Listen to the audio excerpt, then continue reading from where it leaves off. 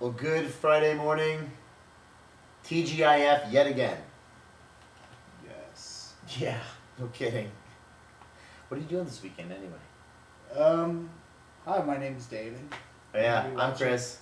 And this is Reshape the Nation. Yes, and I don't know, maybe definitely watch the Cardinals beat the Giants. Is that here? No, that's in New York. That's in New York. Oh. It's in New York. It's gonna be a cold night. I think Kurt Warner's probably gonna fumble the ball twice, but I think we're gonna pull it out. Yeah. He's been known to fumble in Giants He has been Stadium. known to fumble once or twice. In Giants Stadium. but Yeah, no That's kidding. why I said two. Yeah, well, we'll say two max. Two Yes. max. Yes. I say 2 fumbles, 1 interception, 4 touchdowns though, and two to Fitz. Yes. 2 to Fitz. I'm gonna say Hightower is gonna run it. He's gonna take it in for 1 touchdown, and Breston's gonna have the other one. Wow. Yeah, that's bold. That's a bold statement right Wow, there. dude. But I'm calling it. You're like Merrill Hodge or Yeah, somebody right. like that. Dude, big weekend actually. We're shooting the show for Japan on Sunday, and we're filming the rest of the other Nice. stuff on Sunday night. And So, how's your Japanese? hey. That's it? You know what? No, I do know a little bit of Japanese now. I know Ohayou gozaimasu. I know konnichiwa, of course, konbanwa. I know genki desu ka? Hey, genki desu. I know doitashimashite. That means you're welcome. But I remember it because I think don't touch my mustache. Doitashimashite. I know Detsurin and Cho Ine. And actually Ine is like very cool. Cho Ine is like Which super we very are. cool. We are Cho Ine. Detsurin is like tough guy. So it's like Detsurin.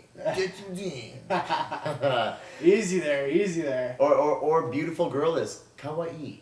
Kawaii. Yes. So I'm touching up on my Japanese. I got to get ready for Sunday.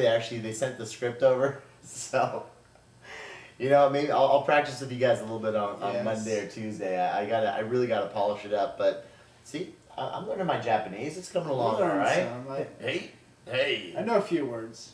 Yeah. Just kampai. Kampai. That's Yes. like when they cheers, they say kampai. We had a good time. Yeah, good times. That was you know what I still have yet to do? Actually, I shot that whole trip to Tokyo and I made a movie of it, but I'm It's on the still black working on backer. editing the thing. I Yeah. know, gosh. I You mean, should just put up some clips. oh man, it was fun. I mean, I filmed the whole thing. I mean, hours of footage. Yeah. And it's come together into a cool little movie. Yes. So I just have to condense it down to 10 minutes so I can load the thing on YouTube. I think you're gonna be nominated for an Emmy if you do produce it. You know what? I've laid down a soundtrack to it. I've got Yes. sound effects. I've got walrus roars. I've got everything in there. We had a lot of fun actually, and it's some wow. really good music too. We're having a lot of fun right now. Dude, no kidding, we're on a tear. Well, Yeah. let's answer some questions. What is it that people are Maybe a worried about question. now? Somebody has celiac disease, Ooh. and they want to know if that's going to affect their weight loss or not. Well, join the club because so do I. I have a disease. It's more of a condition, or it Yeah. is a dis-ease. It's celiac disease, and for those of you who don't know what celiac disease is, it's a sensitivity to, it's a protein, it's a binding protein inside of wheat, and it's called gluten. And there's a increased awareness around it, and I love seeing it in supermarkets and a lot of these health food stores. It's gluten-free. Well, gluten is a binding protein that's actually inside of wheat, inside of what they call the endosperm, which is like the starchy part of wheat. It's what holds all that starch together. So, and that gluten, what happens is that, remember, in our gut, our body breaks everything down to its simplest form, and when that gluten actually gets down into our gut doesn't know what it is. These are the few people who actually have celiac. It doesn't know what it is, and so it thinks of it as a foreign invader, and it attacks it like a disease, like a bacteria. Yeah. And so it inflames the gut, and when the gut becomes inflamed, remember guys, a healthy body starts with a healthy gut. And if your gut is inflamed and your body is busy attacking it, you can't absorb your nutrients.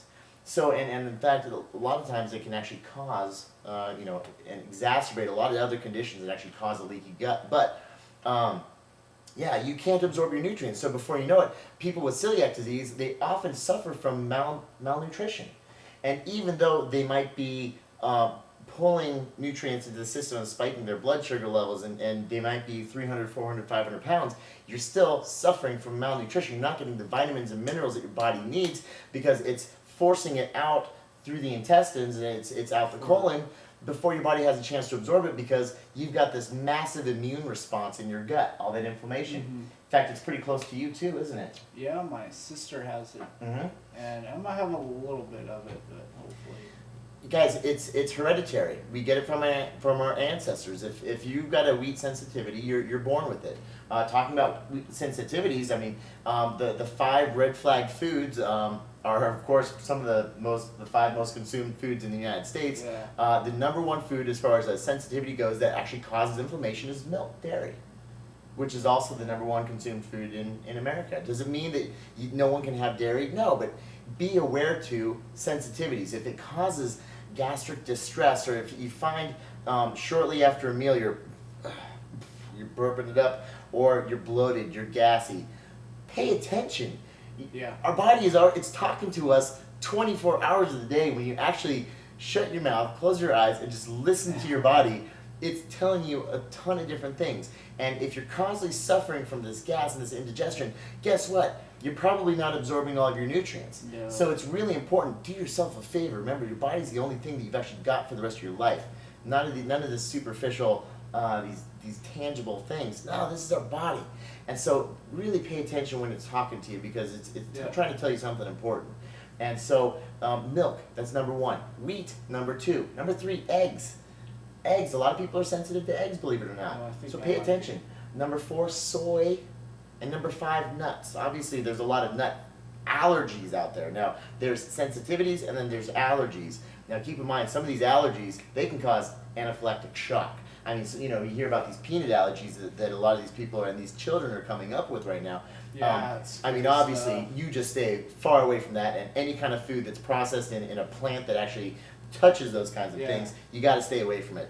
But these sensitivities, they can be detrimental. Granted, allergies, they happen right away, and it's a violent reaction. Sensitivities, that's like slowly attacking your body over a long period of time. That's chronic disease.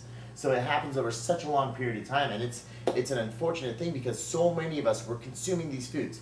So I know we're running out of time, but the biggest question is, what do we do about it, right? Yes. So how do you know you're sensitive to a food? Well, if there's any inkling of doubt where you're thinking, oh, maybe I'm sensitive to this because I'm experiencing gastric distress, number 1, remove the food from your diet. You have to actually get it out for at least a week, preferably 2 weeks. It takes up to 2 weeks to get that inflammation down. Even if you take a food out and you keep eating these other foods and you're experiencing gastric distress, don't fret. Keep that food out. It's not these other foods that are causing it. It's that one trouble food. However, whatever foods that it might be, whether it's wheat or milk, we usually do 2 at a time. We pull them out, we keep them out for at least 2 weeks. Trust me, there's a million other substitutes out there that you can always put back, that you can replace it with as far as other grains and almond milk and all these different things. You keep it out for 2 weeks and then you reintroduce 1 at a time. A lot of times you reintroduce it and your body immediately has a violent reaction. I ate wheat until I was 24 years old. I drank milk until I was 24 years old.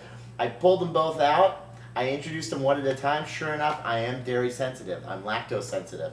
Sure enough, I was gluten sensitive too. I was exhibiting all these different signs of malnutrition, and sure enough, my body and my health went through the roof when I was 24 years old. When I finally opened my eyes and my ears to what these sensitivities were doing in my body, I'm healthy again. So I'm really passionate about this stuff. And let me tell you, as soon as you pull those out, also, you flush a lot of water. You're not bloated anymore. Really, really cool stuff. That's cool. Yeah. One thing I don't really understand is, the peanut butter jars where it says this product has been processed at a facility that, I know. that processes peanuts. Yeah. And I'm like, you're buying peanut butter. Yeah. Think about that one. Yeah, that's the thought for the day. Yeah. Right. Guys, have a great weekend. See ya. Have a good weekend, stay out of trouble, and root for the Cardinals.